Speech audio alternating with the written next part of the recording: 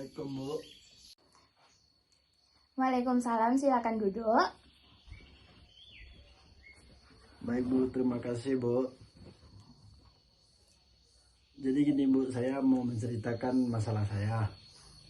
Nah, sebelum kita menceritakan masalah Ananda, langkah baiknya kita perkenalan dulu. Baik, Bu, nama saya Muhammad Iqbal, saya dari Payakumbuh. Ibu sendiri dengan ibu siapa ya?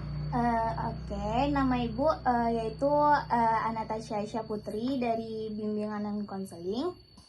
Nah, sebelum itu ibu mau bertanya dulu, apakah kamu sudah pernah mengikuti kegiatan bimbingan dan konseling ini?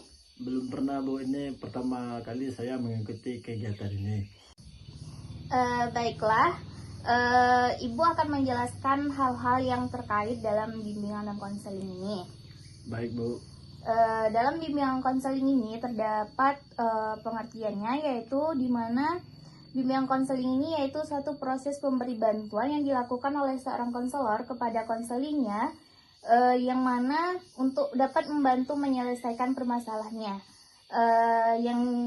Yang seperti kita lakukan ini yaitu ibu sebagai konselornya dan Ananda sebagai konselinya, yang dimana tujuannya yaitu untuk membantu mengentaskan permasalahan Ananda, baik secara pribadi, sosial, belajar maupun karir. Nah, di dalam konseling ini ada beberapa bentuk yang dilakukan secara berdialog face to face yang seperti kita lakukan sekarang, terus tatap muka dan wawancara dalam konseling ini. Cara pelaksananya itu yaitu intinya kita saling menjawab pertanyaan.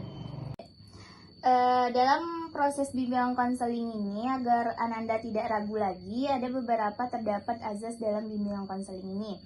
Yang pertama yaitu azas kerahasiaan, yang kedua yaitu azas kesukarelaan, yang ketiga yaitu azas keterbukaan, dan yang terakhir yaitu azas. Nah, dalam azas kerahasiaan ini, yang mana semua atau seluruh permasalahan kamu akan dijaga kerahasiaannya, yang hanya tahu itu ibu dan kamu.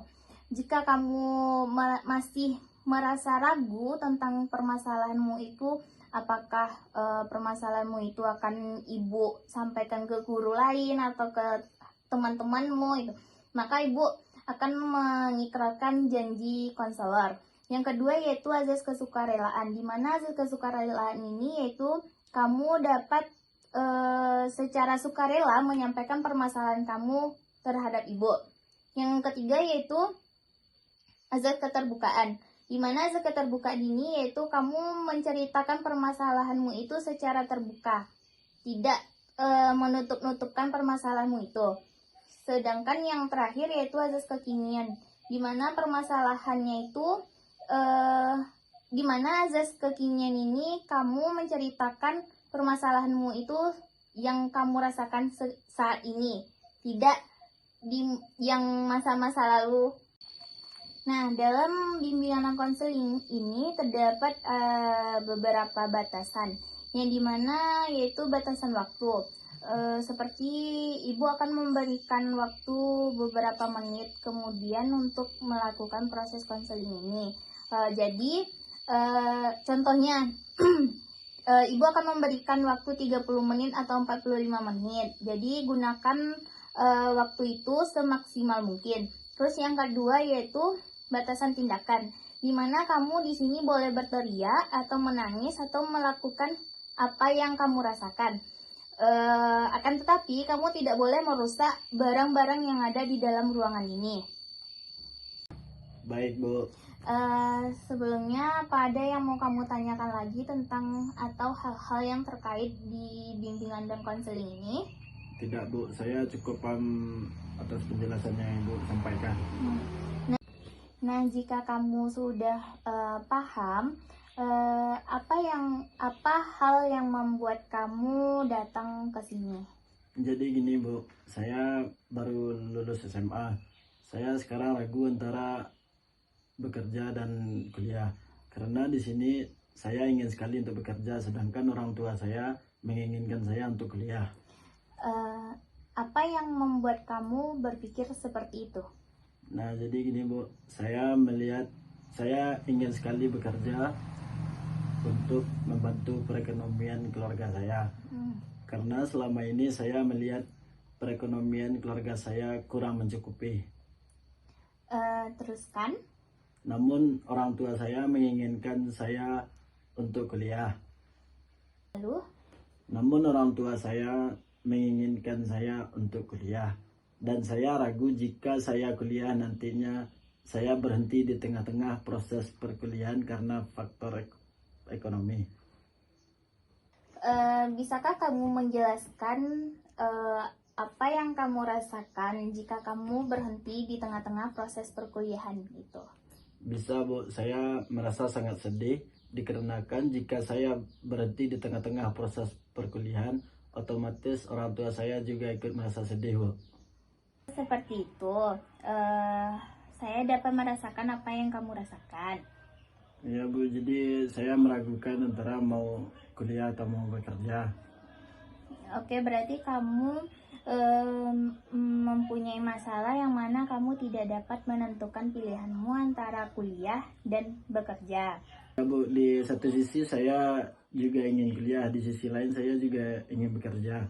Nah, sebelumnya kamu bilang tadi kamu ingin untuk bekerja. Akan tetapi sekarang kamu bilang juga ingin untuk kuliah. Apa yang sebenarnya terjadi pada dirimu? Ya Bu, jika saya tidak seperti itu, saya takut mengecewakan hati orang tua saya. Dan saya takut bagaimana cara agar supaya saya bisa menjelaskan kepada orang tua saya. Oke, tampaknya kamu merasa kesulitan dalam memikirkan hal itu. Bagaimana jika kita memikirkan sesuatu yang lain agar kamu lebih merasa nyaman dan tenang? Contohnya, coba kamu membayangkan hal-hal yang bisa membuat kamu itu merasa nyaman dan tenang. Seperti kamu membayangkan untuk pergi liburan atau hal-hal yang lebih menyenangkan itu. Baik Bu. Nyaman sekarang? Udah Bu, tapi saya masih belum bisa menentukan antara kuliah atau bekerja Bu. Sebelumnya saya mau tanya, Ibu juga pernah merasakan posisi seperti saya? Iya, apa itu perlu untukmu? Perlu Bu, supaya saya bisa memilih setelah mendengar penjelasan Ibu. Saya memahami perasaan kamu. Di sini saya juga pernah seperti itu. Namun saya lebih memilih untuk kuliah agar saya dapat mengubah perekonomian orang tua saya. Kalau untuk masalah biaya, saya berusaha untuk meraih prestasi dan mendapatkan nilai IPK tertinggi agar dapat mendapatkan beasiswa. Dan itu pun dapat membantu perekonomian orang tua saya. Baik Bu, sekarang saya dapat mengambil keputusan setelah mendengar cerita Ibu tadinya, yang mana saya akan mewujudkan keinginan orang tua saya dengan kuliah sungguh-sungguh agar saya bisa mendapatkan beasiswa, dan itu juga akan membantu perekonomian keluarga saya. Ya, berarti kamu sudah dapat mengambil keputusannya, bukan? Sudah Bu. Ya sudah Bu, sekarang saya sudah dapat mengambil keputusannya Bu. Nah, jadi selama dalam proses konseling ini kita dapat menyimpulkannya bahwa kamu tidak ragu lagi dalam mengambil keputusan kamu, yang mana kamu sudah dapat menetapkan pilihanmu, yang dimana kamu mewujudkan keinginan orang tuamu dengan kuliah. Ya Bu, terima kasih atas bantuan dan solusi atas permasalahan saya Bu. Dan terima kasih juga telah mendengarkan keluhan saya Bu. Sama-sama, Ibu senang mendengarnya. Semoga dengan keputusan kamu itu kamu menjadi lebih sukses dengan pilihanmu itu. Jika kamu merasa ada permasalahan lagi, silakan datang ke sini lagi. Terima kasih.